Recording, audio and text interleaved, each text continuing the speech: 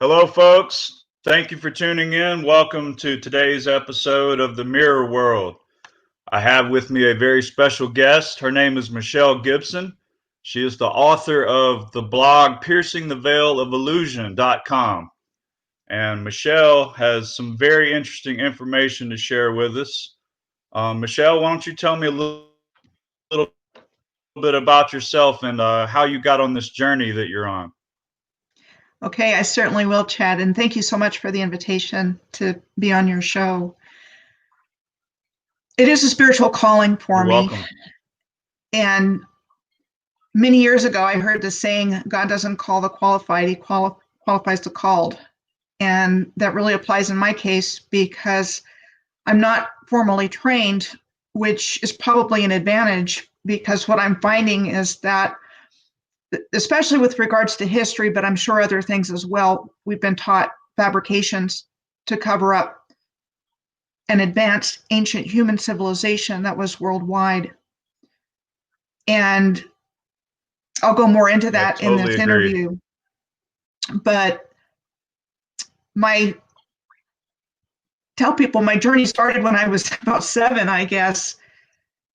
My dad played softball for the church that we went to, and I wasn't interested in that, so I went down and explored the woods behind the softball diamond, and I found big, huge stones. And at the time, I didn't question that. It was just really fun to play in them. But when I started to piece all of this together, I went back to that time. They had stuck in my memory, and it was part of Rockville, Maryland, Rockville, that was adjacent to Rock Creek, and cities and places with rock and stone and Point of Rocks and Stone Hill and you name it. I mean, there's a message that's being communicated there. But because we haven't been taught about this civilization, which goes back to, Lemuria, we don't know about it. We don't even tune into it. Ancient Lemuria. It's all part of the same civilization. And I believe Atlantis was part of that civilization. It's totally been scrubbed from all of our history books. Exactly. And a little bit more about myself. I grew up in Maryland, in Rockville, Maryland, Montgomery County, and I left the area the first time when I joined the Army in 1982. And I was stationed in Germany, and I came back, and I was stationed my last year at NSA at Fort Meade in Maryland.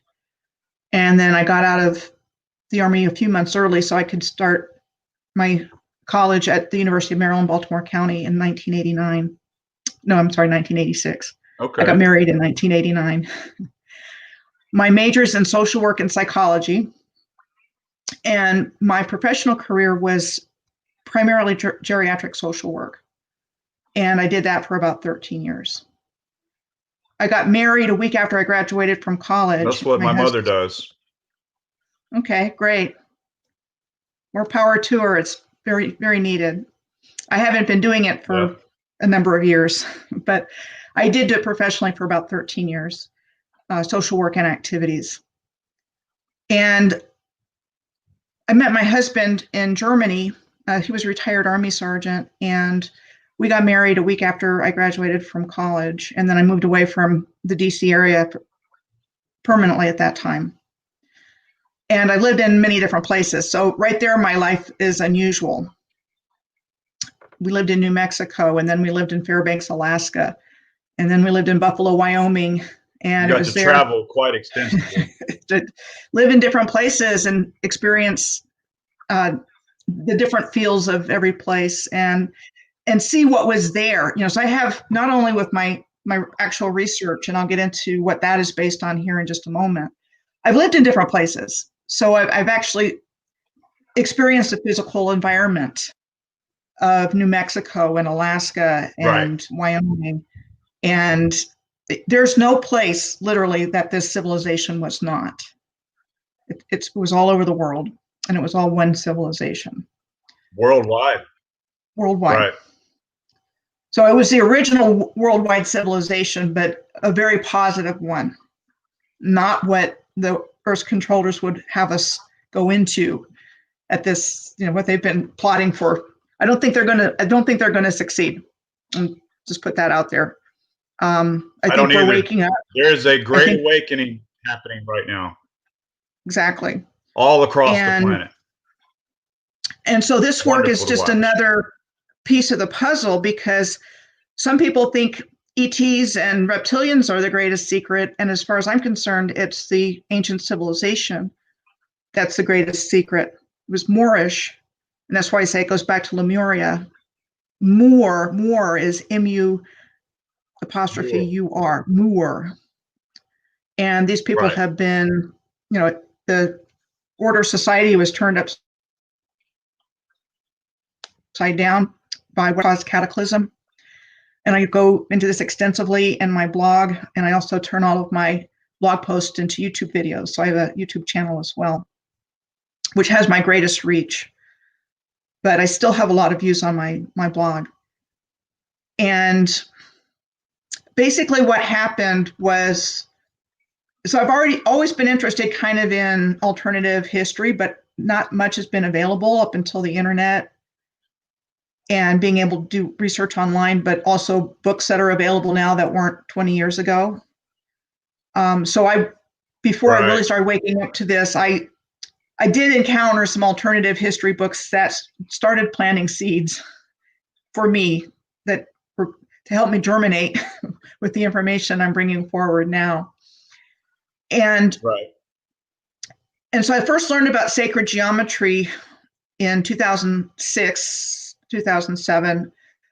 My husband died in 2001 and didn't know it at the time, but it was as a result of exposure to Agent Orange when he was over in Vietnam. And he died a couple months after 9/11. So unfortunately, that was one of his last memories. And it hit him really hard. And so I've been widowed since, and I haven't remarried. And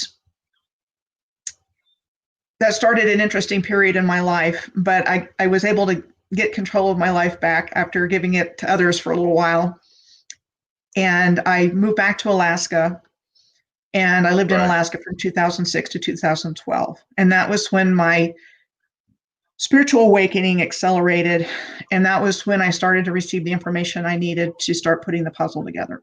Because again, I'd had an interest in megaliths for a number of years. I loved unsolved mysteries when I was growing up. I loved In Search of, Arthur C. Clarke's Mysterious World, history detectives, even though that's a little bit different. I enjoyed shows like all that. Of that stuff. So I already had this inclination to look for suppressed history. And what started to put me on the path of uncovering this was learning about sacred geometry. And that was in 2007 when I was in Fairbanks. And I took a Flower of Life class and learned about the Flower of Life and all the sacred geometry and the shapes that are in the Flower of Life and how all that works. And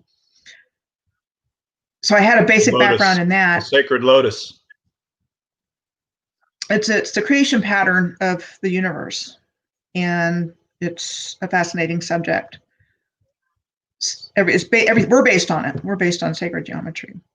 This original civilization is based on sacred geometry. And we are the microcosm to the macrocosm. We're very powerful, and that's why they've gone through the trouble to do this. And they being negative beings that figured out a way to incarnate in human form so they could do what they're doing, which is taking over everything and trying to control us. Because we're the creator in human form. In every aspect of life. Every aspect. And so they've removed that knowledge of who we are, and we're using our co-creative abilities against each other. And they can't touch us, but they can get on our heads and get us to do their dirty work. And they're the ones that are benefiting from it, and we're in pain and misery down here. Again, I totally believe that's going to change, and we have a much better future than what was planned for us. But unfortunately, not only did my research uncover the ancient civilization, but it also uncovered how they did it. what they did. It has a lot to do with the Earth's grid system, ley lines and such. And history reads like a book on the Earth's grid system. So let me backtrack a little bit and try to figure out where I was going to go with that. But anyway, so I learned about sacred geometry, and then I read Fingerprint of the Gods by Graham Hancock. And Graham Hancock, yes. The Orion, I think it's called The Orion Mystery by Robert Bauval, and some other short stories of suppressed history. And Robert Bauval, yes. Exactly. And then I discovered megalithomania conferences in around 2011. Hugh Newman and Michael Tellinger, Klaus Dona. Those are the names that come to mind right off the bat. But there's Eric many von others. Daniken. You know, I really didn't learn. I remember when Chariots of the Gods came out. I think it was in the 70s. But it's all part of the same idea. I can't think of his name. Forgive me, but it's the guy that does all the research down in Peru, and he's done a lot of work. Really good. I want to mention him because he's pretty well known. And okay, so I'm just watching all of this hungrily because it's like everything's the same everywhere. Well, you know, they're finding things in South America that are like things they're finding in Turkey.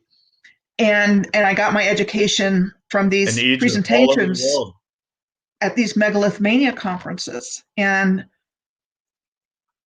you know, it's like everything I've ever encountered is helping me with my research when I go to sit down to write, which is the easiest thing I've ever done. So that's going to lead me to my main discovery. When I was living in Oklahoma between 2012 and 2016 was when I really started waking up to this civilization, because it was actually the heart of it. Oklahoma, Arkansas, and Louisiana are the heart of the ancient Ouachita Empire. And it was there that I started to see the earthworks come out of the environment. Just, you know, like golf courses everywhere, but it's like perfect earthworks, geometric shapes on the highways. It's been overlaid. All the mountains have been covered up. Exactly. It's like, you know, they're struggling so hard to cover everything because they don't want this knowledge to get out. It's like I'm driving down I-40 and both sides of the highway, there's these high embankments that are exactly the same height. Right. We're talking high. We're not talking low things. We're talking high things that are, you know, flat surface that go for miles. So I'm starting to notice this stuff. And then I was visiting these places with friends of mine, like Poverty Point and Mount Magazine. Louisiana. Yeah, in Louisiana, and went down to see Dealey Plaza in Dallas on our way to Rockwall, Texas. And, you know, of course, nobody knows that there's a rock wall in Rockwall. You ask, where's the rock wall? Well, I don't know what you're talking about. It's buried. Yeah, right. It's buried. They can't get to the bottom of it. Or they excavated it and then they buried it again. So so these were things on my journey, and what got me doing my own research, and it is original research. I mean, my research is based on my main finding, and what that is, one of my friends that I traveled to these places with gave me a map, and it's pretty dog-eared now, but this sat on my, figure out where I can put it here, sat on my dining room table for a few months, and I would look at it when I was eating, and I started to notice cities lining up in lines. So because I knew about sacred geometry, here we go. My main finding is a star tetrahedron. There you go. Star of David. There we are. Okay. Yeah. That I found by covering connecting the United States and Canada. Majors. Yeah. The top part is in Edmonton, and the bottom part is in Merida, Mexico, which is where Chichen Itza is. Yep. And because Cancun. I knew about sacred geometry, I knew what I was looking at when I started to find it. I found the top tetrahedron first, and then I thought, well, let me see if I can find a second one. And so I, Right. knew where to look, and guess what popped out? So Cities because I had everywhere, all along the lines. because I had been watching all of these researchers, earth energy researchers, a lot of dowsers that douse with coat, the coat hangers, For dowsing water. rods, Right, looking and for they do it, water. and for energy, electromagnetic energy. I knew that the ancients had laid out cities in alignment, sacred sites in alignment, and based on geometry. I already had that information. What I think I just showed you is the key or the terminus to the Earth's grid system. So I think that was based in North America. And then I extended the lines out again because I knew about geometry, sacred geometry, and that they did that they lined things up. And then I wrote down cities that lined up in alignment, and that's what this is. I've got about 16 pages here of places that line up. Yeah, I've read a good bit of that on your blog. And I could have put money into getting a grid program, but I didn't want to spend a lot of money and not be able to figure out how to use it. So I just eyeballed it. I started with the map, and then I switched to a globe so I could get the other side. And that's what this primarily is based on. And Right. it's yielded a ton of information. Whether or not I'm spot on, it's brought up a lot of information, and that's all in my blog research. And I make a very compelling case for this. I mean, to me, it's not even a theory. This is very real. And knowing people who are more, and it's very hidden in plain sight. Exactly. Done deliberately. I mean, they blatantly lie to us to cover this civilization up. And it has worked because we're educated in a false history. We watch movies from a very young age into a very old age. Yep. Hollywood. We read books. We read magazines. We listen to songs. We watch plays. Yep. And it's all geared to reinforcing this narrative that they want us to believe, which I like to call the John Wayne version of history. Because this was not an empty continent. This was just like Europe, just like what you see in Europe.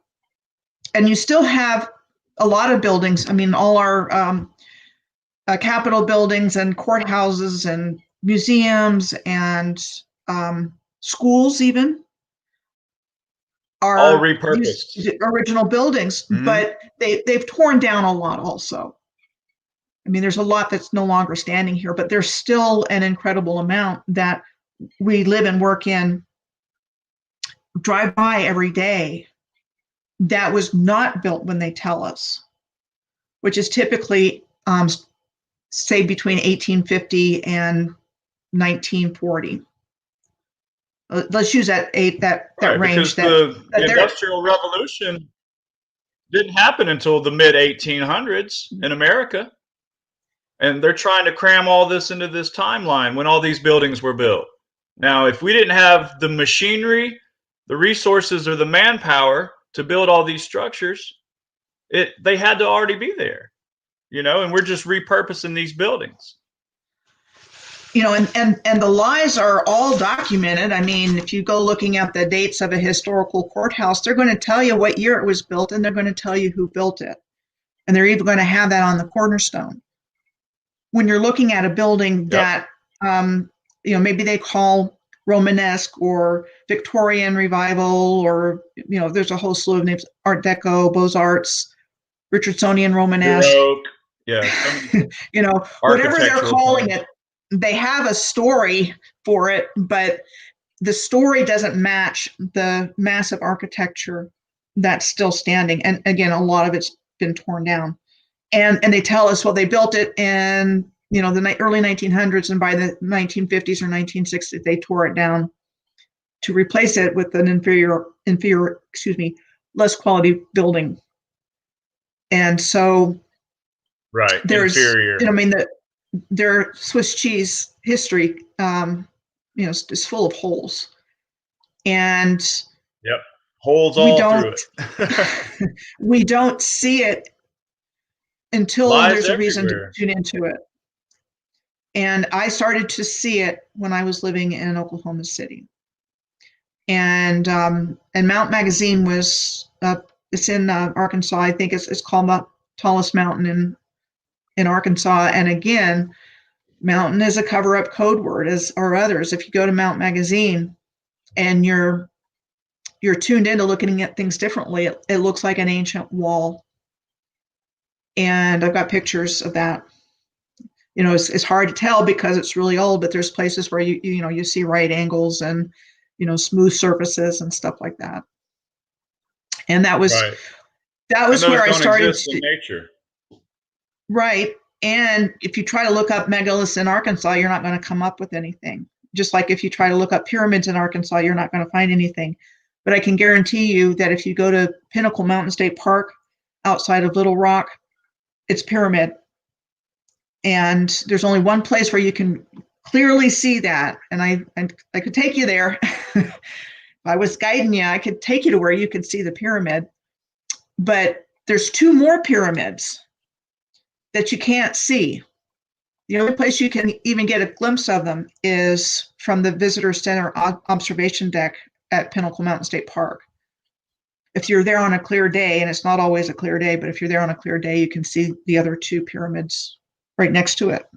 But they've got access to see that all blocked off. You can't get close to it. Right. Unless you're on the Arkansas River on a yacht, because there's a yacht club just down the street from there. So, they've desperately done everything they can to hide this stuff from us. There were so many rabbit holes in Oklahoma City when I really started to catch on to this that just showed how much access had been blocked off. And I would just follow stones and, anomalies and things that I would see. And then invariably, I'd gone a wild goose chase. And the best example that I can think of is right next to I-40. It's kind of where I-40 and I-35 come together. And the river, Oklahoma River, ends, not the bed, but the river itself has been blocked off at this location. And on one side of the road, wow.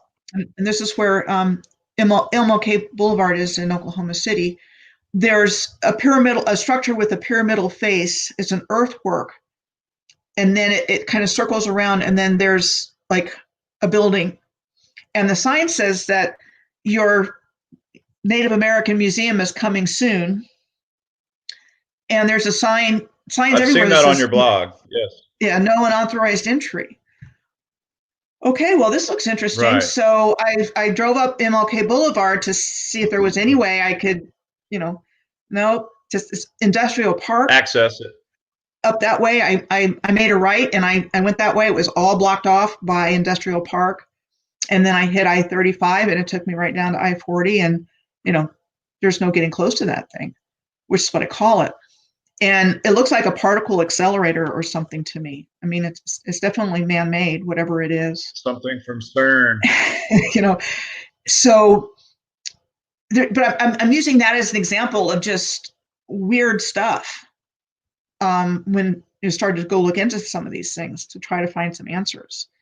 All over where that entrance is, there are signs everywhere that says no unauthorized entry, and that's on both sides of the road. So you can't even get down to where the water is not in the river anymore. There's just a red clay riverbank down there. So that was around. I've noticed that a lot of these natural sites are covered by energy industry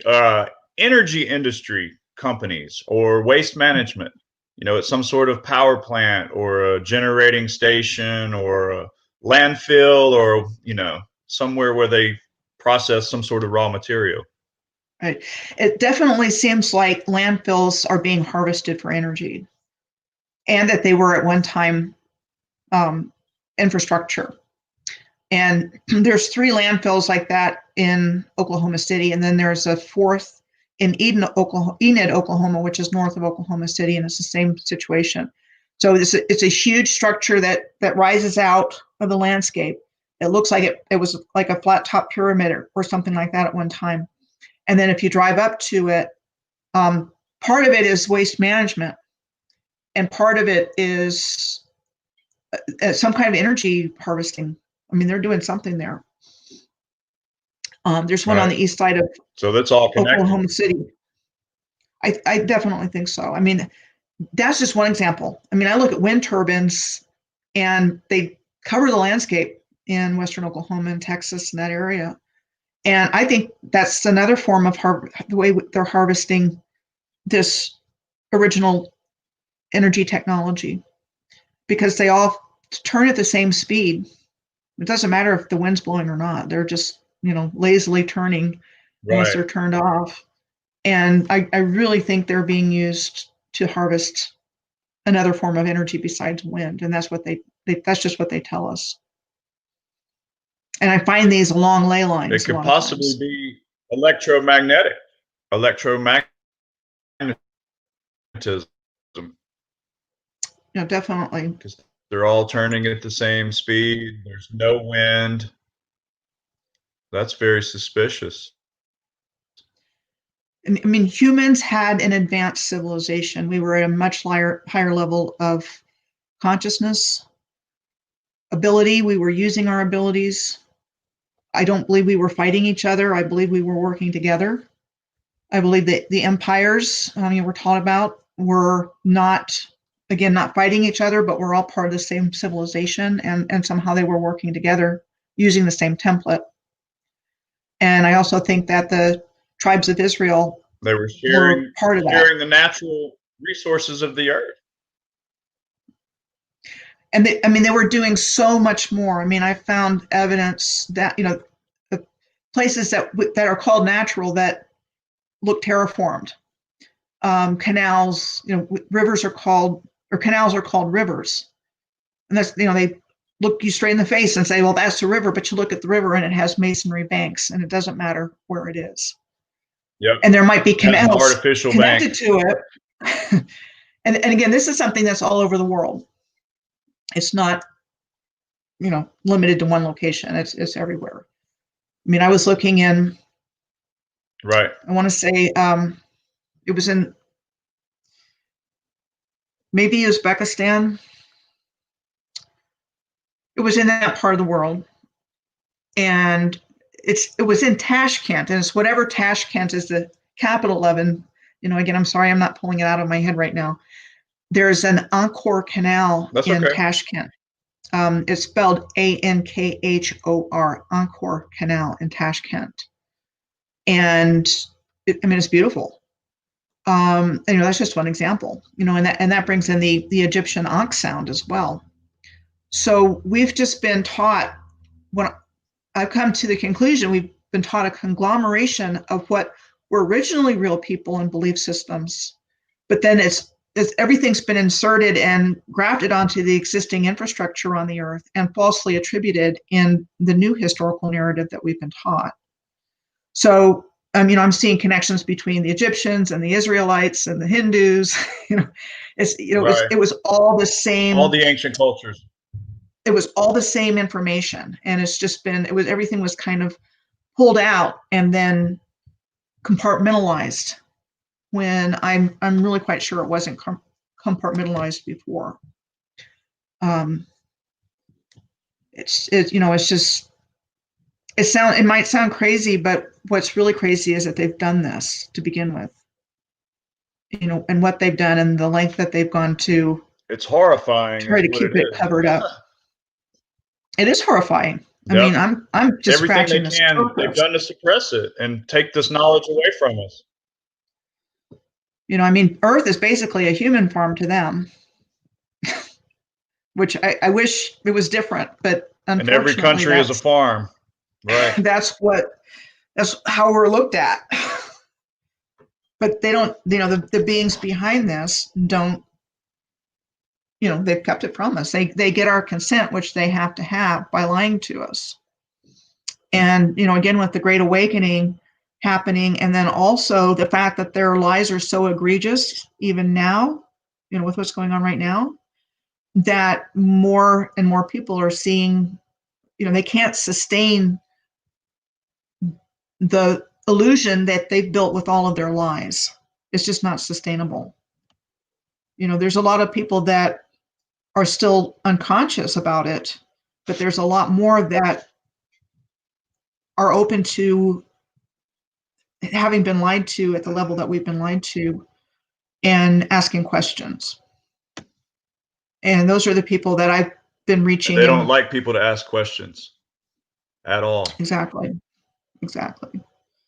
I mean, even you reaching out to me, I mean, people find me.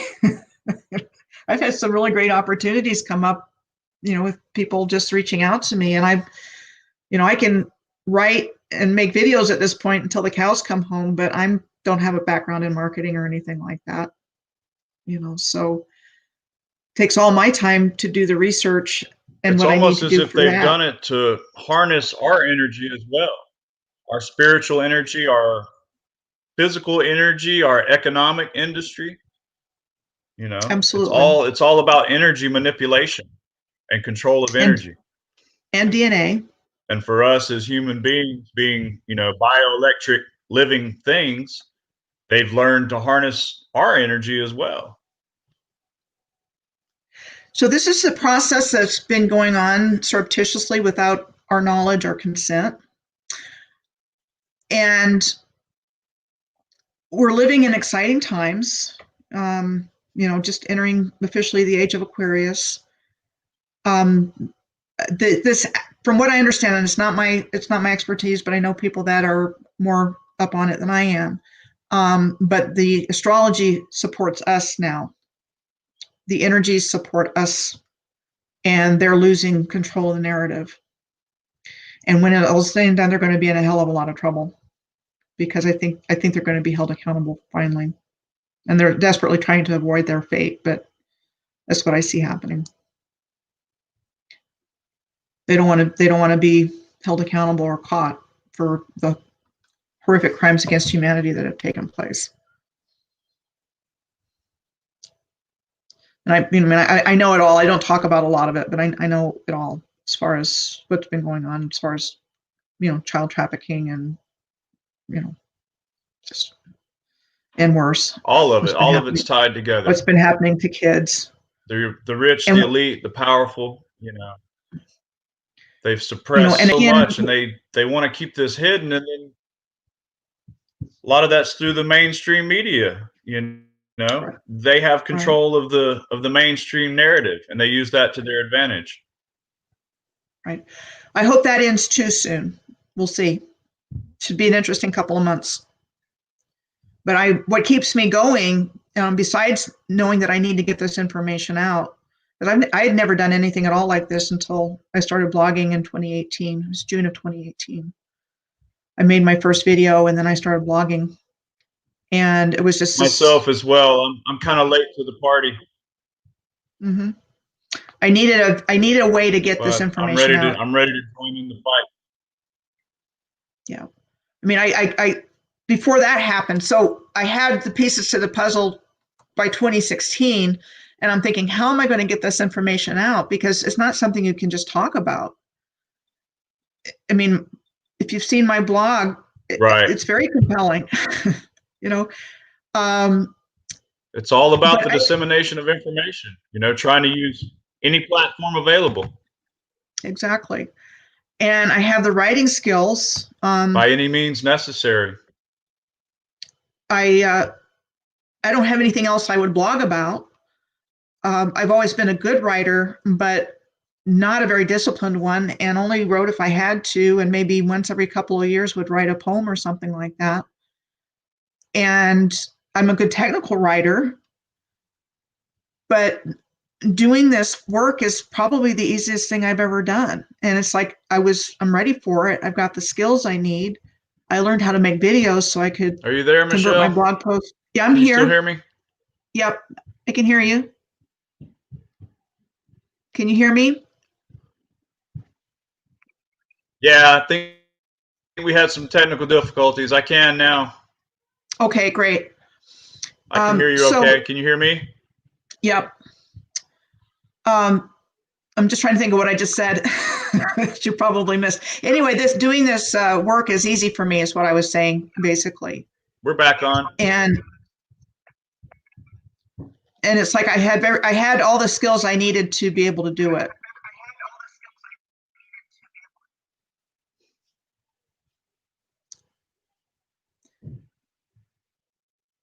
So it's really been exciting.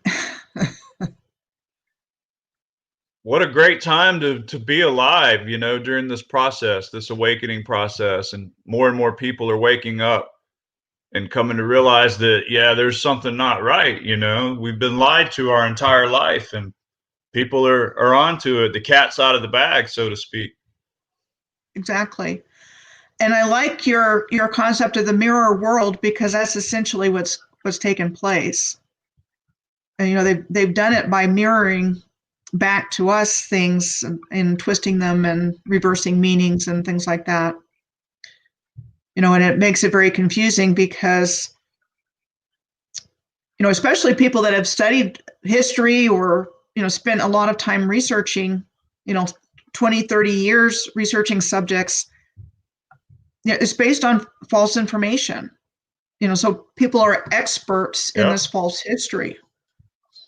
You know, I have an issue because with my brother, he's a college professor, and he's probably the most open person in my family to this. But he's seen a couple of my things, and I would like to show him more, but it's like would turn everything in his life on its head. Upside because down. It's not what, it's not what we've been taught. And they call that the Semmelweis reflex. Are you familiar with that term? I haven't heard that before. It's a form of cognitive dissonance. Right, that for sure. So it's definitely isolating being at this level of awareness. I've got a few friends that I can kind of hang out with that understand, but you know, in general, you know, it's getting harder and harder. You know, knowing what's going on. And yeah, I'm in the same boat, Michelle. It's so lonely. So lonely at the top. Right. You know, and once we reach this level of awareness and consciousness, it's hard to find people to talk to, you know, because everybody thinks you're crazy. I'm contemplating taking a break from my Kiwanis Club for a while, because you know, everybody's thinking we're talking public health, and I'm thinking, oh no. Oh no. Right. It's so much deeper than that. Yeah, not that it's not real, but it's being hyped. It was part of the plan to control humanity, and I just have to. I'm going to have to take a break. It's getting too intense because people are so fearful. I mean, yeah. I talked to my dad and my stepmom, and it's like they practically have not left the house since March, terrified. You know. Well, that's how these entities control us, is through fear, threat, you know, duress, coercion. You know, look at the court system, our judicial system, law enforcement, you know. Yeah. The way the whole thing operates and how it's structured, it's a top-down hierarchy, you know. The cops answer to their bosses, who answer to the lawyers, who answer to the judges, who answer to, you know, higher level judges. I mean, it just keeps going up and up. It's nothing but a cult of order followers. Right. That are satanic or Luciferian or whatever you want to call them. You know, apparently there's a difference. Absolutely. I'm not sure of the differences, but you know, they don't like us. They laugh at us. But again, they're being exposed, and I see that continuing. So essentially, I have come to the conclusion that there was a deliberately caused flood of mud that was worldwide that happened in the late 1700s, possibly early 1800s, or perhaps there were waves of this happening because there's other events that I'm coming across that could all have been a part of it. Because in terms of what we've been taught about our history at this point, it's who knows? I mean, I've seen a picture of Pittsburgh in the early 1900s. Research. Uh-huh. No, I was just going to say Pittsburgh in the early 1900s, and it's covered in mud in the 1900s.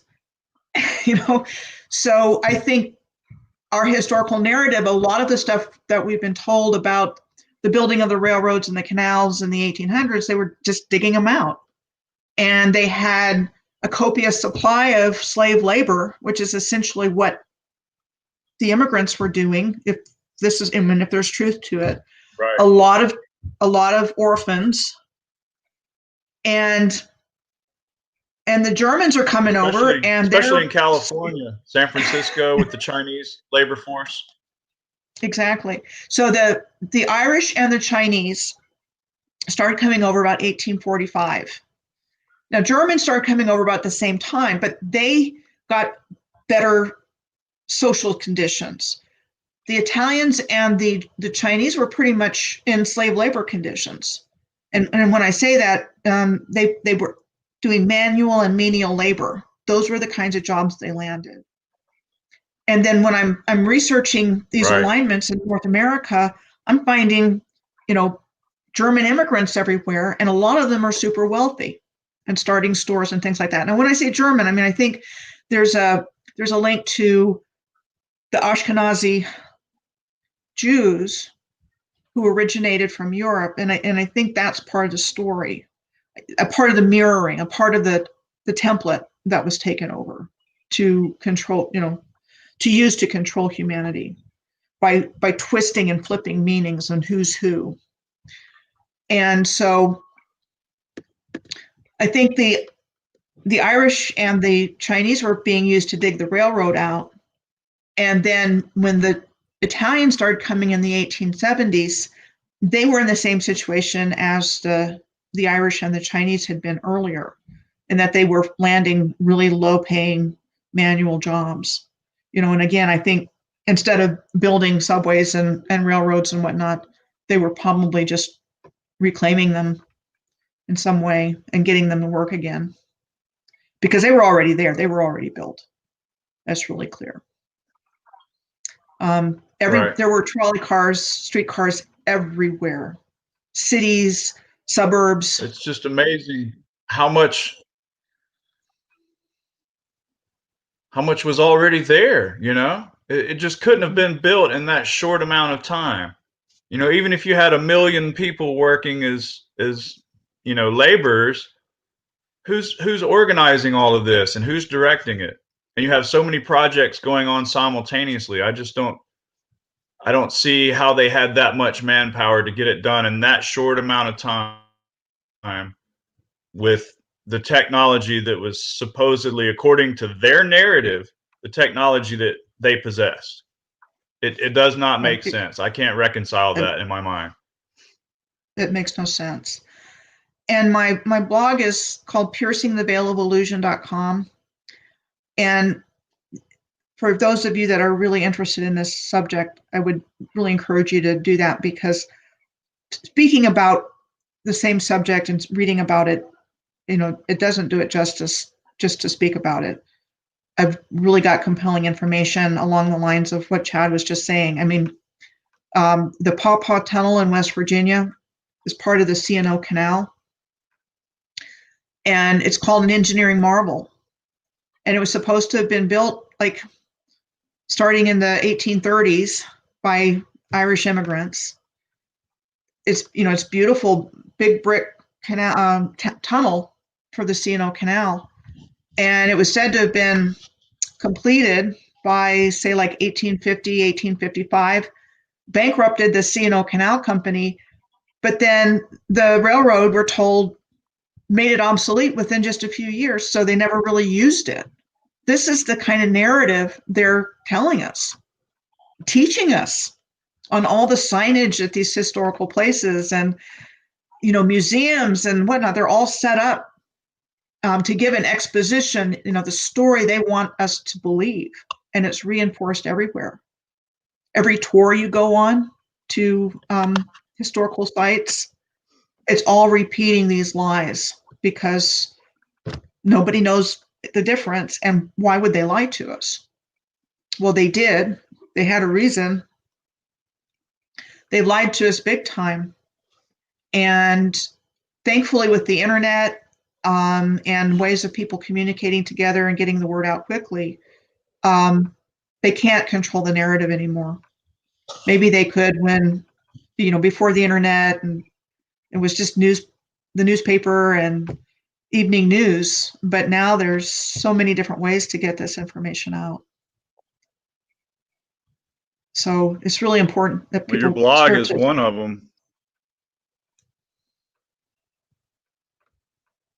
We need to figure out how we can drive traffic to your blog.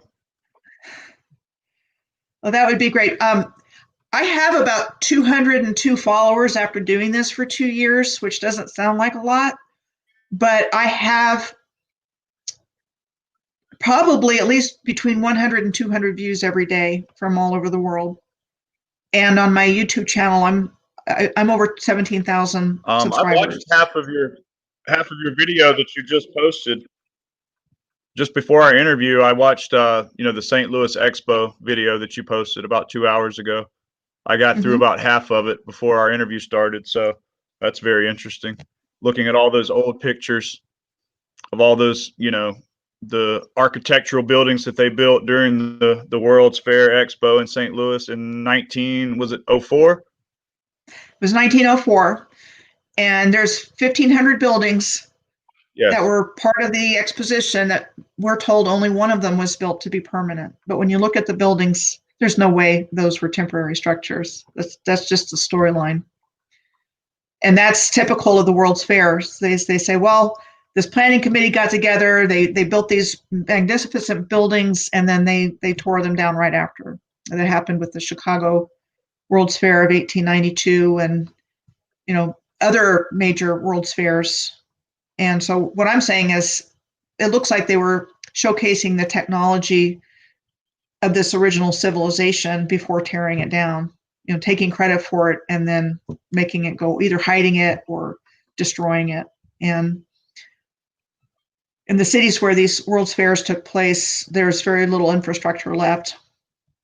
And with the infrastructure, why would they build all that just to tear it down? Exactly. Which makes no sense, but that's what they want us to believe without asking any questions. So they wasted all that time, money, and resources to build all those buildings, and they just tore it down after the fair was over. Pretty much. That does not make sense to me at all. Why would they invest all that time and resources and manpower?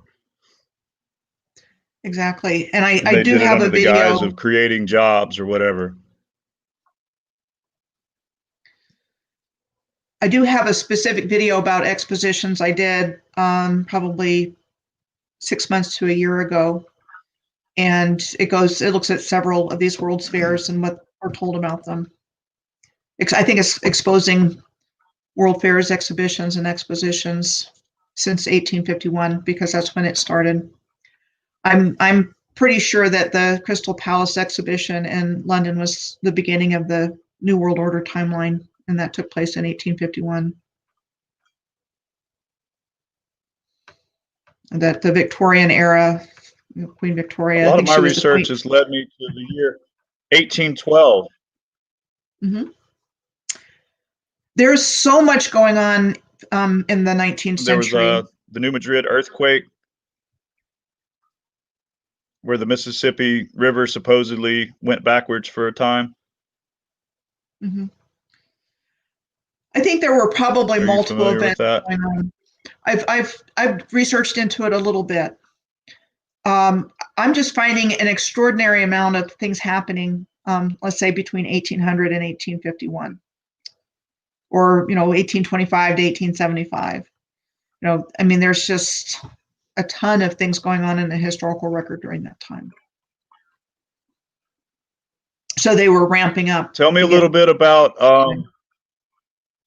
the years between the years 1492 and 1942, with between the time that Columbus discovered America, or what was already here, and the Philadelphia experiment. I read some of that on your blog. Yeah. So I've got some notes here. I'm just going to look here really quick. Sure, take your time. Research. So when I was starting to really get into the research for this, I had my data points when I first started, and so initially my research was about this. But even when I started, I felt like there was a connection between 1492, which was the fall of Granada, and the year that Columbus sailed for North America. With my research from earlier, one of my influencers was Peter Moon, who's an author that's written a lot of books about the Montauk Project and the Philadelphia experiment. And he talks a lot about the occulted nature Long Island of those things. And so I definitely think that we're in an occulted timeline that was created, that was a mirror of the fabric of space-time. I don't know if I put that out here. I have a nice piece of paper somewhere that has all of that written down, but I'm not sure I've got that one. I think a lot of that is connected with John Dee and Edward Kelly. They're definitely part of the mix. I completely agree. So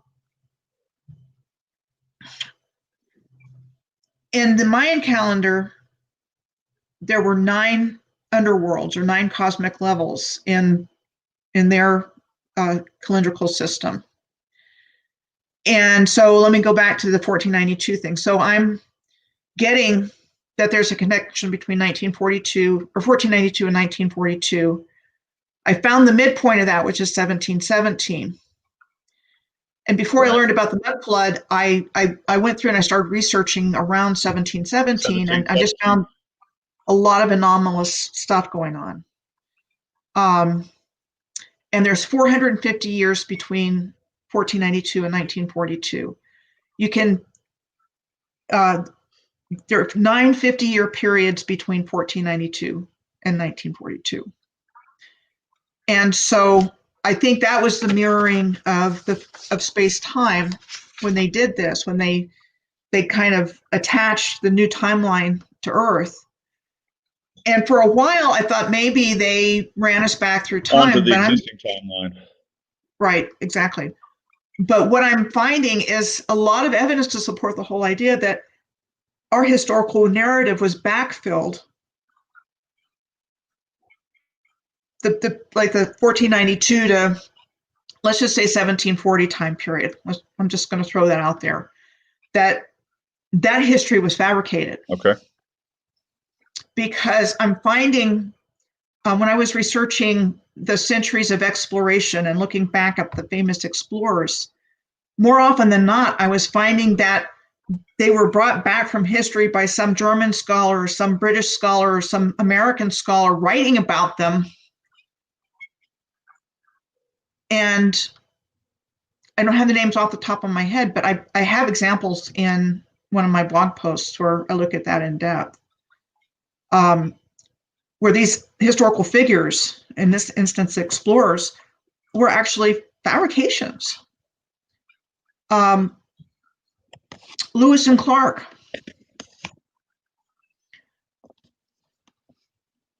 Lewis kept extensive journals. When they were going through that part of the country, they would not have been, encountering wild Indians. They were going through civilized places. He was murdered after the expedition, several years after the expedition, when he was going to Washington. He had his journals with him. Did whoever murdered him take his journals and get them to his publisher? Or did somebody write what they wanted us to believe about what they found on the Lewis and Clark expedition, which they used to justify taking the land from the indigenous people who lived there in the Supreme Court, which they based on the doctrine of discovery, that because Americans had gone through that part of the world, had given the people that lived there little coins and gifts and things like that, and raised their flag in Oregon, that the land was ruled to belong to the United States instead of the people that lived there, because they had done that, which was based on Pope Alexander VI's Intercetera Bull, which basically authorized the land grab of the New World and other places around the world. That was the papal bull, right? Right, the 1493. Wasn't that the papal bull? There were three Right. that they used to justify all of this. Now, again, did that really happen? At this point, I don't know. I mean, they have it in the historical record, where they're, Catholic religious orders writing this history down for us to consume. I'm not as clear on that, Right. but I do think that when they did start taking records, they took it from, they were telling us what they were doing. So like the Beagle and Charles Darwin and other explorers, they were, looking to see what was there. And, Right. Whatever they were doing, they were telling us about, but they weren't telling us about the original civilization, which was highly advanced. They have not told us the true history. They've told us they their made it history. out. They made it out so that all the native cultures were savages and had no technology, and they were just brutal people. They tried to make it out like they were excusing the mass genocide that they were enacting on all the native cultures. Exactly. Tried to make us think that they were just backwards, uncivilized people. And nothing could be further from the truth. They sent the indigenous people back to the Stone Age, and essentially, and yeah, except for the wisdom keepers, probably convinced them that was their history, but it couldn't have been, because the people that claimed they built all these wonderful buildings weren't the real builders of it. It was the original people, and the same style of architecture is found all over the world. Identical. And I got this information just from tracking these alignments, just going and looking and knowing what to look for. I tell people, I know where to look. I don't always know what I'm going to find, but I always find what I'm looking for. And I used to have a cover sheet that had a list of things, but if you look at prisons, clock towers, again, canals, lighthouses even. And lighthouses are aligned to the heavens. You'll see the moon or the sun coming right up, the little thing at the top of the lighthouse, the sun or the moon is directly centered. You can see the moon or the sun sitting on top of the Statue of Liberty's torch. There's pictures of that out there. Right. Or state houses. Everything was aligned. So much stuff is built, on astronomical alignments, such as the solstices and the equinox.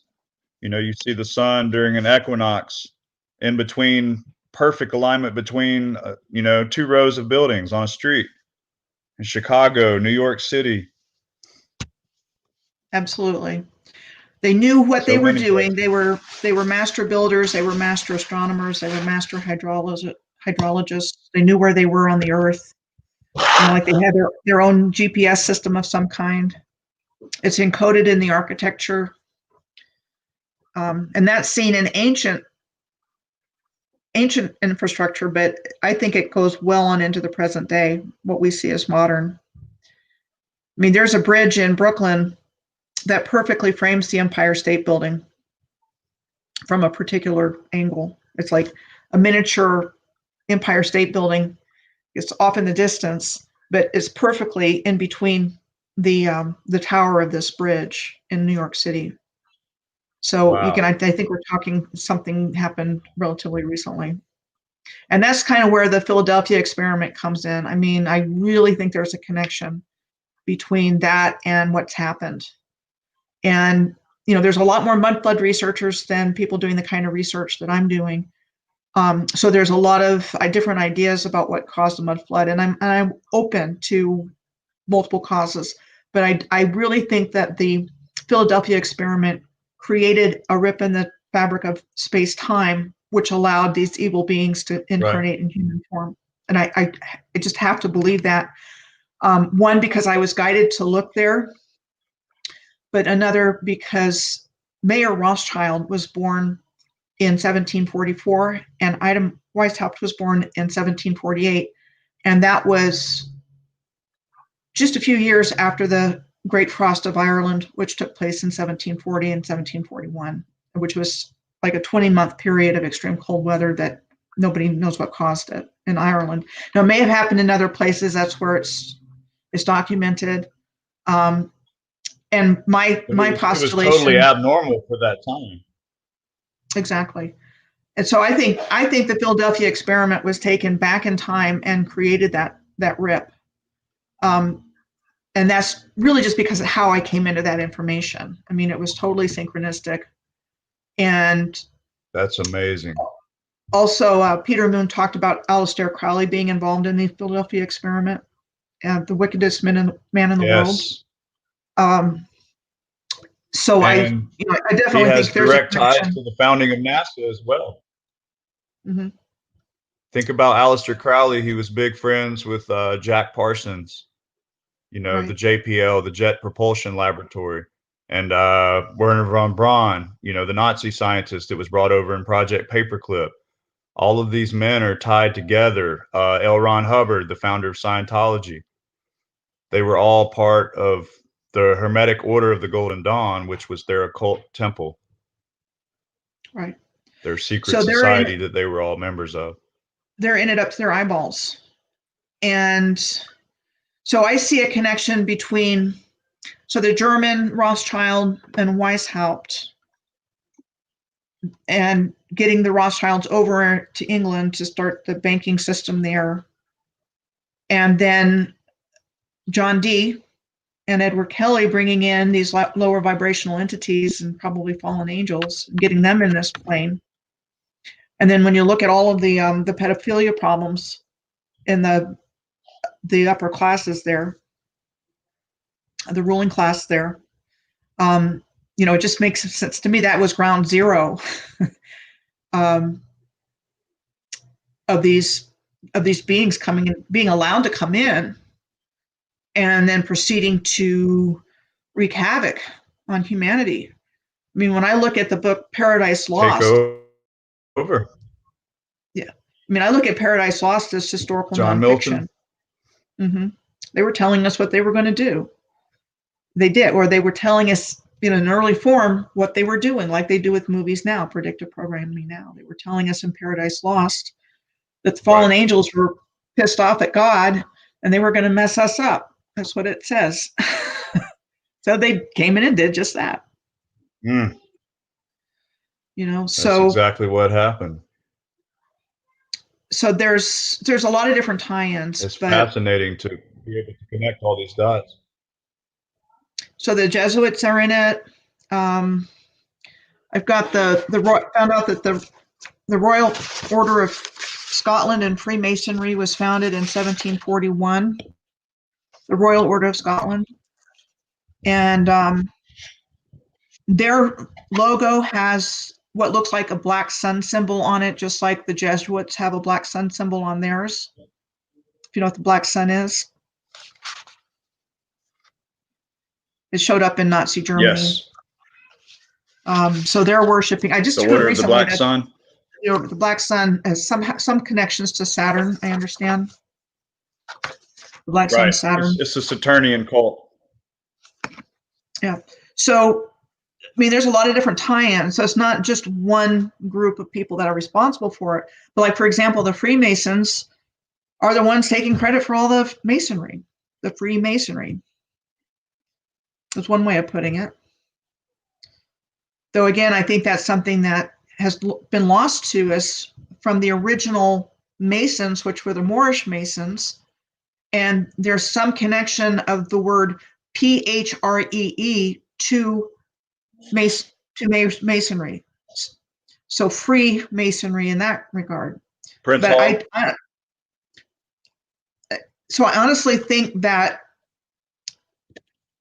so the Moors were the original Masons and very advanced. They had 360 degrees of masonry or initiation, and Freemasonry, European Freemasonry has 33. So they go well beyond in their stuff. But that whole identity is a very symbolic number in occult symbology. Mm-hmm. So they've been using all of that against us. 33 degrees, there's 33 bones in the human spine. But it didn't start out as an occulted system in that way. It was beneficial. I mean, if there was any occult with the word meaning used for good, and the ones that came in and stole the legacy have twisted it to harm us, essentially, as opposed to helping us. And they're not shy about doing rituals or casting spells or doing whatever they can to try to keep us bound.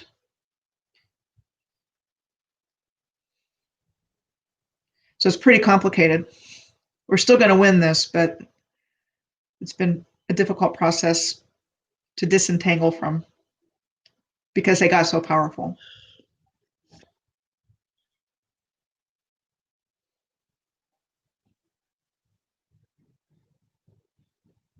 Did I ever think I'd be doing any of this stuff? Nope. I wasn't born into knowing any of it. It was just my life experience and people and information that came my way. Didn't know any of this when I was growing up. I grew up in a solidly almost middle. like a cosmic download, Lifelong. Definitely. To the point where it feels like a soul purpose or soul mission to do this. Because I've got so much information, and then when every time I go to look, I find even deeper levels of it. And I just think when you're receptive to it, the universe wants this information to come out or come back into awareness. Not just through myself, but others as well. You have to have an open mind and be willing to step back. Being receptive to this type of information, it opens you up to so much more. Exactly. And I can tell you that's been my experience. It's opened me up. Just having a higher level of consciousness. So you start seeing connections that you didn't see before. You're connecting dots and puzzle pieces that otherwise wouldn't have been connected. Absolutely. Opportunities are coming up. Just can't see what's in plain sight. And you have to be willing to step out of your comfort zone. I mean, I would far rather just write, but I knew when I got this information that I would be required to speak.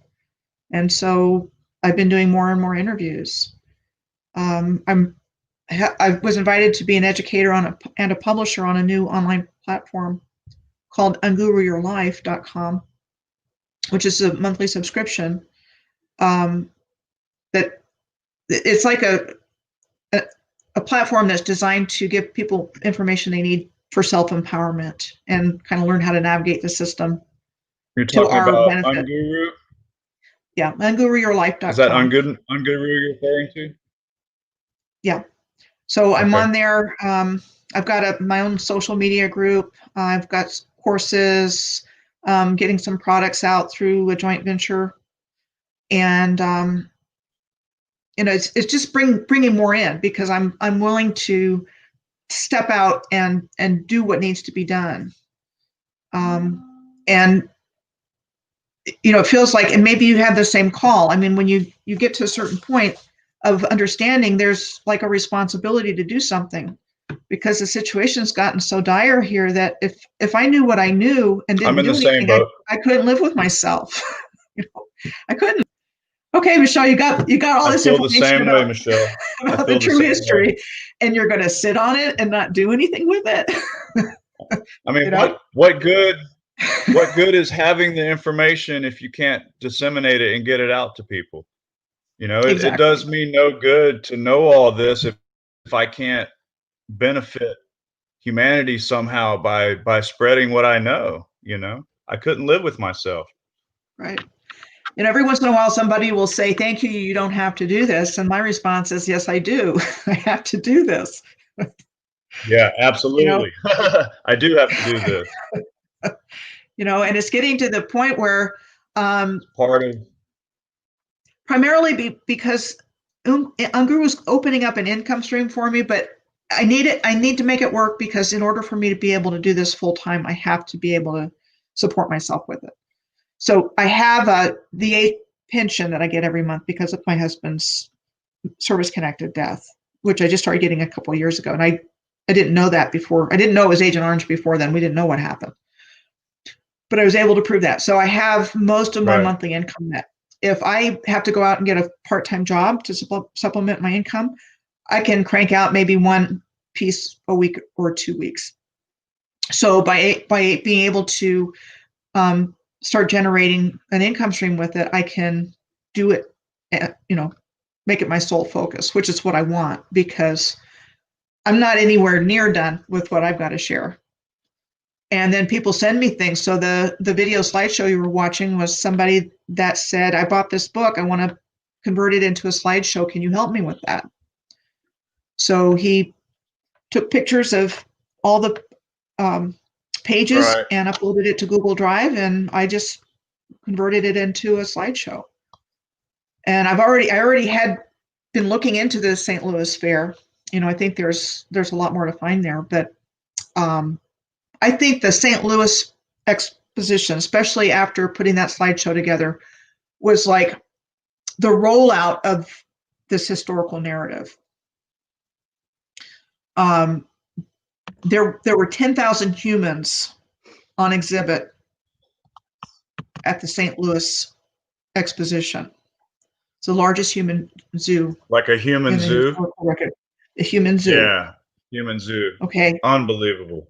So okay, Unbelievable. so the predominant skin color went from being dark to being, we got bleached somehow. And to tell their story, they had to seed into our consciousness this whole idea that these people were savages living in these, wooden structures or wood huts or thatch huts or wherever these people were said to have been living, when in fact they built all the architecture everywhere. So they had to bring in this new narrative, and that was happening at this exposition. And then also, I told you about the explorers. Well, there are statues of some of these explorers there. They've got to get it into our heads that these people were real and actually existed. And so I don't know if the St. Louis Exposition was the only one that was doing this, but it might have been the main one that was putting forward this new narrative and what we're supposed to be believing. And it was supposed to have been held on the 100th anniversary of the Lewis and Clark expedition, which is why it's called the Louisiana Purchase Exposition. Which was not long after the Louisiana Purchase, right? Wasn't it around 1803 or 1804? So the treaty for it was signed in the spring. It was officially announced on the 4th of July of 1803, and Lewis and Clark were on their way in the fall of 1803. And that was all land that belonged to somebody else. There was something else going on. It's not what we've been told at all. And so, again, thankfully, a lot of researchers are hearing the same call and getting on YouTube and, doing their own research. And mine's just kind of Now, specialized I've because also come across in my research that Napoleon did not own all this territory. It Right. was They didn't. still, It was Washington. It was part of the according Washington to, Empire. treaties from Spain, it was still the Moors. It was. It was. Right. So something of a major nature happened. So apparently, it was only the city of New Orleans, the port, that Napoleon could lawfully sell them, the United States. That's correct. So they used it as a Have you pretext found that as well? Yes. They used it as a pretext for a land grab of half the continent, which was an empty Yeah, it land. was just a giant land grab. Mm-hmm. And I've also read where And they come up with, great, this term for it, manifest destiny, mm-hmm, exactly. to try to justify it. So there's a lot of Masonic stuff going on. There's a lot of occult symbolism going on. And they have to have our consent to do anything to us. And that's why they lied to us so much, because they can only get our consent if we don't know what the hell's going on, really going on. And when I say that also, I mean this history that I'm talking about, but also what's going on today. They knew if everybody knew what was going on, we would have a completely different world right now. Misrepresentation. It's just been, it was allowed to go on for a long time, and they got perilously close to pulling off what they had planned. But now they're, things are being put in place to hold them accountable, and I do see that happening. And if I'm right or wrong, we should know pretty soon. We just need to get it out and get it spread. Exactly.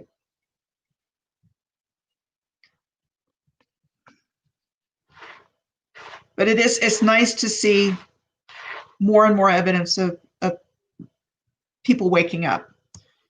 And, you don't see it a whole lot on the mainstream, but you do see it from alternative sources. I mean, Jesuit order. I think the Jesuits had a lot to do with it around that time as well. Yeah, they were definitely major players in all of this. The Jesuits were kind of the ones that were involved. A lot of people seem to think that the Black Pope has more power than the actual Pope. I have heard that. Not an area of expertise of mine, but I've been studying the Jesuits more and more since they keep coming up. So they were involved primarily in educational institutions. So they got into our heads that way. The Dominicans were involved in the Inquisition, the whole heresy idea and the Inquisition. The Franciscans were involved in missionary work. So all of these so-called Catholic orders were involved in what took place. And I think there was a lot more genocide than we'll ever know. A lot more. The Jesuits set up shop in Argentina, and they had places for indigenous people that they called reductions, which to me is them telling us what they were doing. And there's a bunch of them in Argentina. And that's just Argentina. Probably Argentina, Uruguay, Brazil, all through there. And then Brazil's another great example. It's no coincidence then that a lot of the Nazis fled to Argentina and South America at the end of World War II. Yeah, they already had. That was already an established haven, by the Jesuits. Yep. I think for starting in they already had a presence through the rat lines. Yeah. Definitely in the 1800s, they were there. But what I was going to say about Brazil is that I was following an alignment starting from Algiers and Algeria, and I was going through Manaus in Brazil. So Manaus is a large city in the heart of the Amazonian rainforest. And there's pictures of streetcars there. Of course, the streetcars aren't there anymore. And then also these big buildings, ornate, massive buildings, some of which are still standing.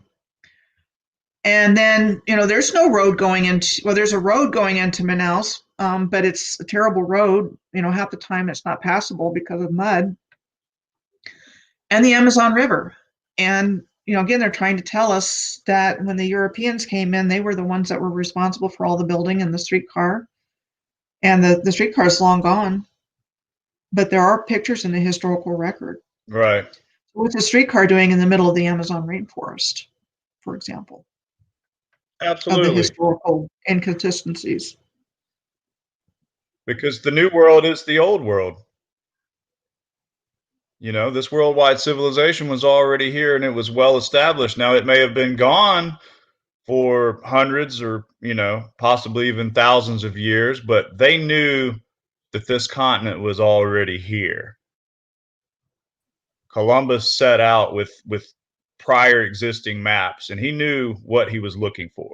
He didn't discover it. So the whole BS story about looking for a westward passage to India or to the Orient, that's all just part of the official narrative. They came here for this land and the resources to establish their one world order. So that's, anybody that can't see that, I just feel for them, Yeah. I mean, it's definitely hard. With a mainstream media that just constantly pushes the preferred narrative, and schools, which I hear have become mostly indoctrination centers. History being rewritten that's all as they we are. speak. So it's got to end. Like, to get a doctorate degree means that you're indoctrinated. When you receive a doctorate and you wear the little black cube of Saturn on your head, you're fully indoctrinated into their system at that point. Okay. So all of the ceremonies I didn't know that, but our colleges and high schools and universities follow. Yeah, it's Mhm. all cube symbolism, has to do with Saturn and being indoctrinated. Okay. That's interesting because when I moved back to Fairbanks in 2006, a friend of mine that I met when I was there was involved. I want to say it must have been Moose, a Moose Club, where you can go and get cheap beer or whatever, and they have their little stuff. And so I went, I think maybe to one meeting. Yeah, it's kind of like the Elks Lodge. Yeah. I went to one meeting just to see what it was like because I had just moved back there and I was looking to meet people, and I was already involved again in Kiwanis. I've been in Kiwanis off and on since 94. And they wore gowns and caps. Now, to me, that's too rigid for a social group. So I wasn't interested at all in pursuing it. But the fact that you mentioned that reminded me of that, because I think the Moose and the Elks are all part of Freemasonry. They're offshoots of Freemasonry occurred. Yep. And that would make sense. Think about it. Why would they have these rituals with the cap and gown? And why does a judge wear a black robe? It's because of their Saturnian order. He's a priest of Baal. He sits up behind the pulpit, and there's so much symbology there, crossing the wooden bar, the wooden barrister, to go into the inner part of the courtroom where all the court employees sit. All of that's symbolic. And that brings in the whole thing about the Admiralty law that we're actually under maritime law.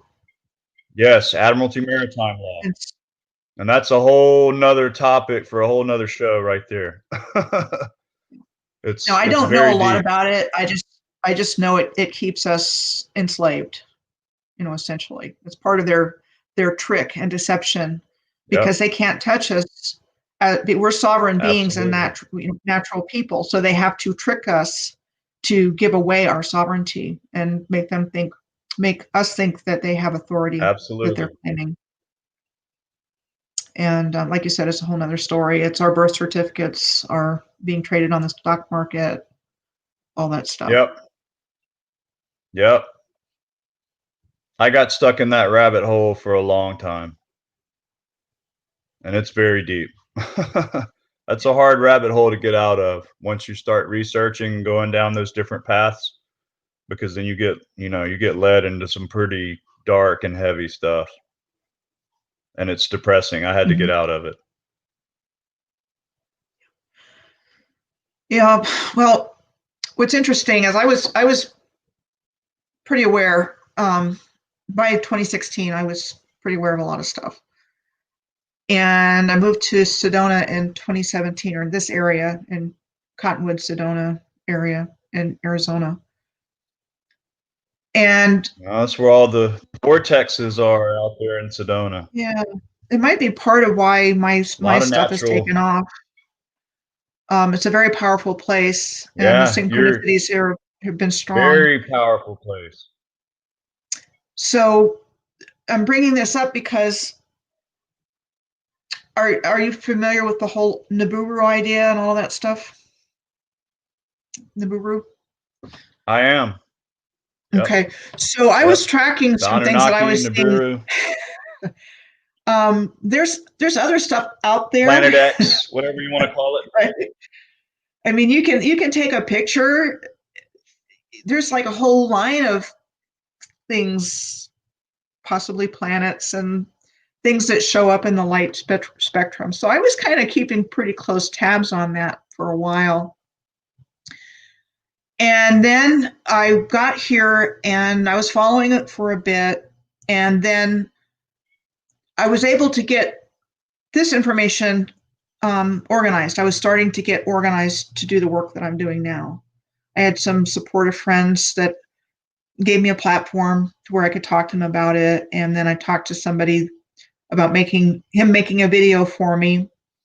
And when that didn't work out because of things going on in his life, I got about half a video from him. I'm like, okay, this information is really important. I've got to learn how to do this myself, which was ultimately the best thing because I got an easy video making program, got my first video done, which was the only one I was planning on making. And then I was just going to blog. And then somebody subscribed to my YouTube channel. And I thought, well, gee, I've got to make videos now. And realized how easy it was to convert my blog posts into videos. And so I've been doing that ever since and found out I'm actually pretty good at it. It's not fancy. That wasn't my purpose. My purpose was to get it doesn't have to be, keep it simple, get the information across. But in terms of video editing and things like that, my skills have definitely grown in that area. So that was my primary motivation for doing that. But the point that I was getting to is that since I started doing my own work, I really haven't been keeping up with other things. It's like this is my primary focus. And I was, looking at related researchers for a while there, but it's like, okay, I'm not in student mode anymore. I'm in teacher mode, and I don't feel like I'm missing anything. And that's that's not. You're a trailblazer at this point. Yeah, I mean, it's not. It's just that I'm very confident of the information that I'm putting out, at the very least in the ballpark. And I think it's a lot more than that because for whatever reason, I got all the pieces of the puzzle I needed. Just because you've already reached that level, where you're comfortable in your research and you can share that and be able to back it up and be able to describe accurately what it is that you're presenting in a way that people can grasp it and comprehend it. It was very easy for me to read your blog because I was already in tune or in frequency with the information you were presenting, because I've felt this way for years. I've been down the rabbit hole since 9/11. As soon as 9/11 happened, I realized something wasn't right, and I started digging right away. And here we are 20 years later. So I've got 20 years worth of knowledge and research, all jumbled up in my head, and I'm trying to get it out the best way I can to form a complete picture for everyone. And it's hard to do. I mean, I wouldn't put my heart and soul into something like I have been doing with this if I didn't believe it. I'm just not not like that as a person. I mean, I would starve if I was in sales, Absolutely. because I'm not going to try to sell you something that I didn't believe in, or just to make you buy something. I mean, I'm doing it Absolutely. Same here. from that kind of place of integrity, to where is, okay, holy cow, I've got to get this information out as quickly as I can. Because this is about humanity and Yeah. healing humanity, Because and it's coming from the heart. understanding what's taken place here. We've all been lied to. We've been manipulated by Healing race and humanity religion, and life and death, you know. and people were killing people on the basis of differences of opinion and different skin color. I mean, it's being deliberately My God is manipulated by better than your God, you know. these the same people that were behind The Nazi Europeans Germany are came over behind here and what's just going on slaughtered here. people. And Yep. it's so much worse than that. I don't think that Whatever happened. I don't think that the Nazis ever went away. They just went underground. No, You know. they have been the same people that were the Nazis in Germany existed long before and to the present day. They were plotting and planning and Absolutely. positioning 100 years before, 150 years before World War II, and I'm finding that evidence in my research. Yep. Just All those wars following were the laid linear out. You line. know, Albert Pike talked about it. Mm-hmm. Yes, he did. And And there's Albert still, Pike. you know, one big war to come, you know, Oh, I think we're where in they're it. going to pit all the religions against one another and just, yeah, Well, I'm hoping it's going on that, right now. yeah, that's what I was going to say. I think we're in it. It's not a conventional war, Yeah, and I still have to believe we're going to come out of this okay. There's going to be casualties. There have been casualties, but because it is a war, we can't. As much as hate to see people being hurt and being killed and dying, it's either all of us are done and gone and goners, or a majority of us survive to live better days, because the controllers had that much control over everything that to I hope so. extricate that control from them is a massive undertaking. I do too. I hope I'm right, because if I'm wrong, God help us. Really.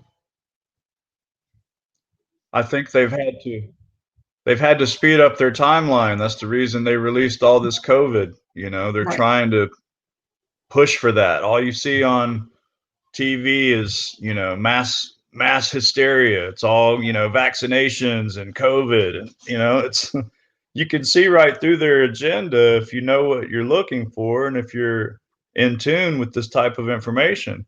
It doesn't bother you, but you can, you know, you can see exactly what they're doing. They've shown their hand. Now they have to try to push through with it.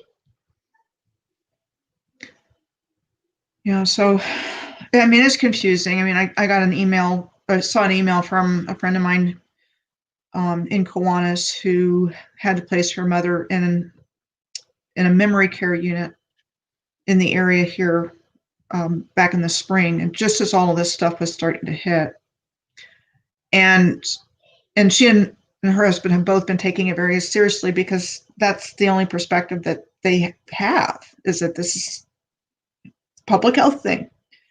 But apparently her mom in memory care died of COVID, like within the last day or two. And I'm reading this and I'm thinking, you know, because they've been using that as a cause of death for many different things. It's just, I just hate to see it. Yeah, doctors, medical examiners, gone coroners as far as it's gone. are basically being forced to falsify their records. And then there's really, They're it's having to hard to list communicate COVID with. as the cause of death, whether it be cancer or heart attack. Yeah. So it's like, so hard to see it have gotten this far. But again, I think things are on the verge of happening that are going to change everything. But for whatever reason, we've got to suffer through this. And maybe it has something to do with the Great Awakening, with the excesses waking up people that wouldn't normally wake up. I mean, we're at that place in time where it's like Great Awakening or Great Reset,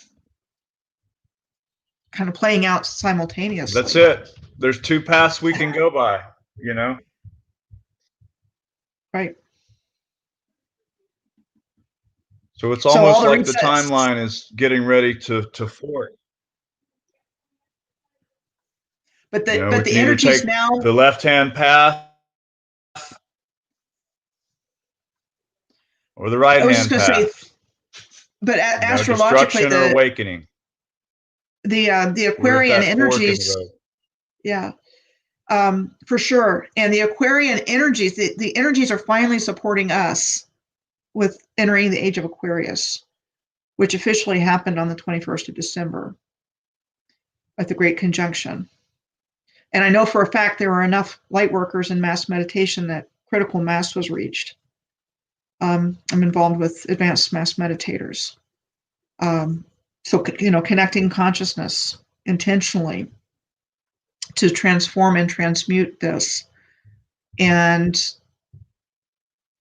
so there's people that are on Earth now that they need our participation as well. And by they, there's light forces, they're working on planetary liberation. I mean, we're not alone by any stretch of the imagination in the universe. Right. It's a spiritual war. So we have support from galactic forces, and people on the Earth need to participate as well, the ones that are awake and aware. And by connecting consciousness, a certain number, which would be called critical mass, it can truly affect change in a positive direction, and promote and push that positive timeline to the front, as opposed to the negative timeline that the controllers want to make happen. So it is a battle, but we're not losing. It's just a very uncomfortable time right now because everything's playing out like we're saying. Great Reset, Great Awakening. No, I don't believe we're losing at all. Matter of fact, I think that the tide is turning, because more and more people are waking up every day. It used to be 10 or 11 years ago, you wouldn't see so many people talking about this type of information. It was more underground, I guess. But now, I mean, you read the comments on a YouTube channel and you see so many people that know what's going on and, are ready to do something about it. Mm-hmm. So I think that the tide is definitely turning. We've reached a turning point. Now we just need to keep the momentum.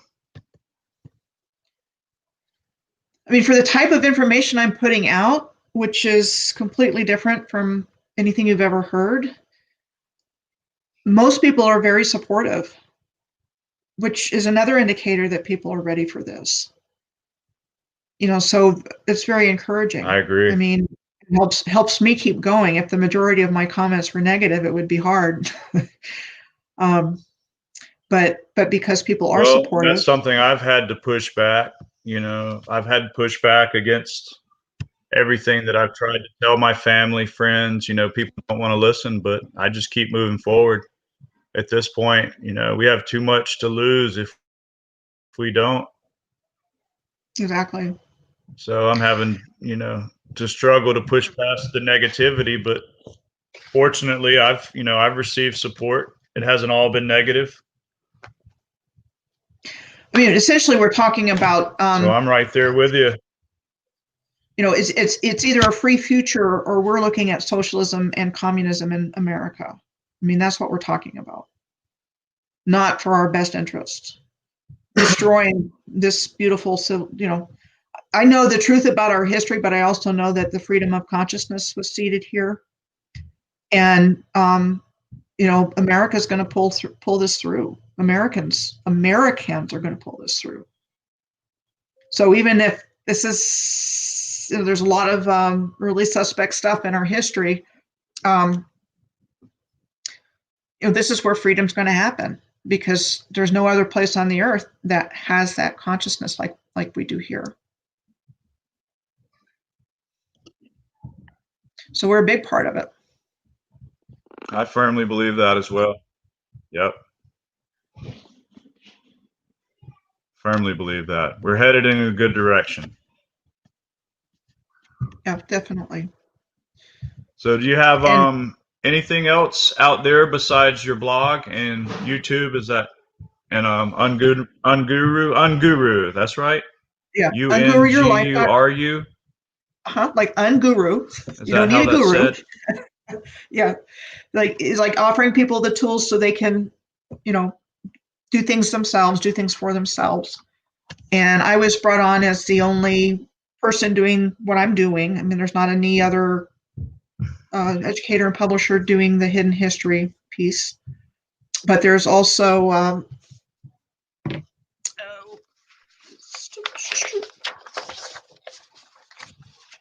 way too much paper.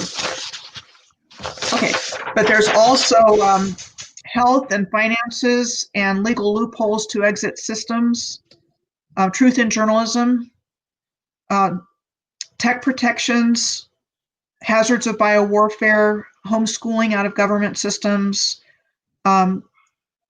farm-to-table farmers, home and garden. And so it's all of that information is available if somebody becomes a monthly subscriber. So there's my page, and then there's other pages, and anybody that subscribes for $9.99 a month has access to everything. And there's a free level, and that gains access to a lot of the social media groups. And it's brand new. It just launched on November 15th. I was contacted about it. It's nothing I made happen myself. It was somebody reached out to me to be on that. And I was in the first phase 1 launch on November 15th, and phase 2 launches in February, and a lot more is going to be available to people. Just people that are concerned that people have the right information to make good choices and not be stuck in this, in the craziness of the system we've been in. So that's brand new. And, that's taking up a lot of my time. But it's really allowed me to expand and grow in what I'm doing. I started doing interviews, and I've done 5 so far. I published 3 of them. I'm doing exclusive. Do you have anything booked for the near future? I'm going to be a presenter. Well, as far as an interview, I don't, but I am looking for people to interview. I myself. Any other YouTube channels or anything? Yeah, a few. I've interviewed one other channel, and some have interviewed me. So I've got a list of people beyond what I've already done so far. And then I've been doing exclusive content for Unguru and for my Patreon supporters. And I'm still putting out YouTube content for my regular YouTube audience. But I didn't have exclusive content before. And now, and I put a lot of time into all the stuff that I do research on, so it's all very time consuming. But I've got, subjects that I've gone into depth with are who are the Nazis. I've done exclusive content on that. I've done exclusive content that I called Repopulating the New World on charitable aid organizations of the 19th century, orphans, immigration, subjects like that, and did a really deep dive on that. And there was an incredible amount of poverty and orphans in the 19th century. It was like, how did they do this? What did they do when they wiped out this original civilization? Where did all these kids come from? It's a massive problem. And just think about horrible like all the attitudes. literature from that time period. Peter Pan, everything was about orphans, little orphan kids. Annie, the musical Annie. Right. Charles Charles Dickens. Dickens, Oliver Twist. Yeah. Right. And they're talking about Mind human blowing. warehousing, with workhouses and stuff like that. I mean, there were human Yep. warehouses everywhere and insane Slave asylums labor, everywhere. child slave labor. And child trafficking with orphan trains. Yep. I mean, there were no checks and balances. They were just shipping kids out. And if they got into a good situation, they were lucky, but there was no follow through with what happened to those But kids. if And that they happened didn't, for like, right. that happened for 75 years. I mean, was that the origins of human trafficking, child trafficking? I mean, I definitely think there's a connection I between believe what so. was going on and what's been happening. And all of that, all of that came in existence after the reset, Exactly. after the mud flood, or it could have been, several, cataclysms or whatever that happened at once that set all that into motion. Right. It would seem like It's something mind caused blowing once you start to look at it from different perspectives. Just looking at, the literature that was available at the time. It's all there. I mean, they told us, they have to tell us, but they're not telling us. So They're telling us. apparently it was a huge problem in society. Absolutely. And the elites had no compassion for human beings during that time whatsoever. Well, I don't want to keep up any more of your time. My I appreciate connection the keeps invitation. going in and out.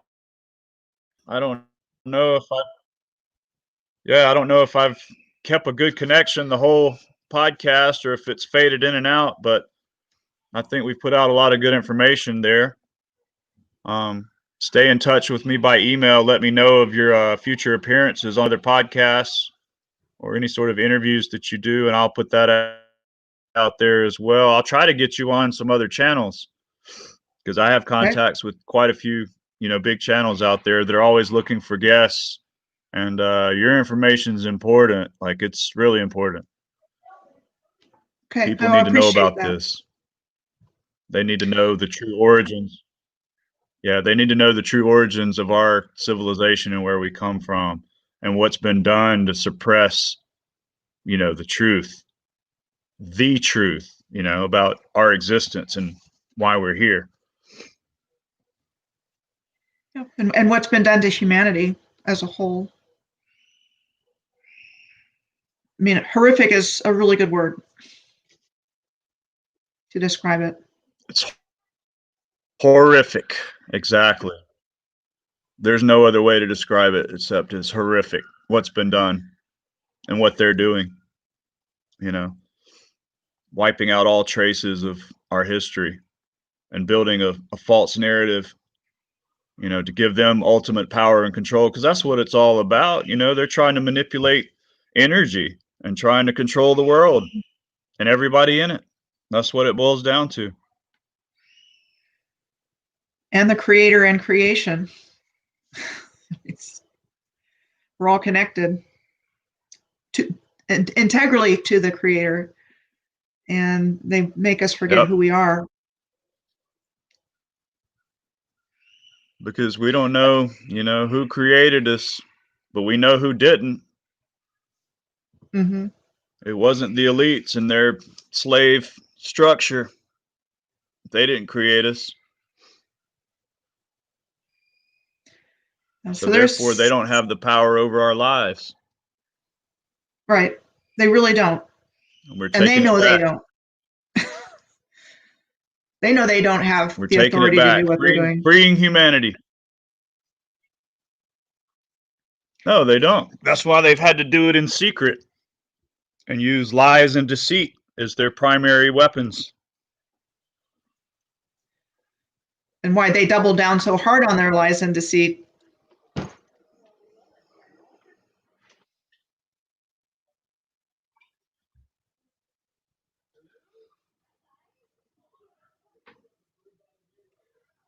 I definitely appreciate the interview, Chad.